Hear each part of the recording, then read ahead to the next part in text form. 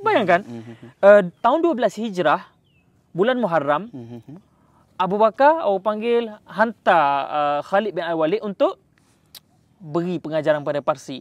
Dan kurang 7 bulan. Bayangkan, Muharram, Safar, Rabiul Awal, Rabiul Akhir, Jamadil Awal, Jamadil Akhir, Rejab. Bulan Rejab telah diutus pasukan pertama daripada Madinah menuju ke Syam. 7 bulan daripada Parsi. Terbukanya panggil medan pertempuran secara langsung dengan Parsi. Abu Bakar terus buat langkah berani. Ini panggil sangat jarang orang boleh buat. Sebab apa? Kerajaan orang panggil sedang baru lepas pulih daripada perpecahan dalaman. Lepas tu kerajaan duk fokus pula dengan perang di satu tempat yang sangat jauh. Betul. Lepas tu kena fokus pula kepada satu medan lagi. Yang mana kedua-duanya ialah kuasa besar. Ni langkah berani Abu Bakar.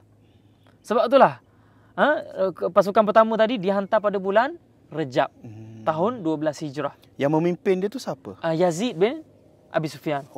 Dia ni abang kepada Muawiyah bin Abi Sufyan. Jadi bayangkan kebanyakan tentera Islam ketika itu ada yang syahid ketika perang Riddah. Ada yang cedera daripada perang Riddah dan ada juga yang ke Iraq untuk berperang dengan Parsi.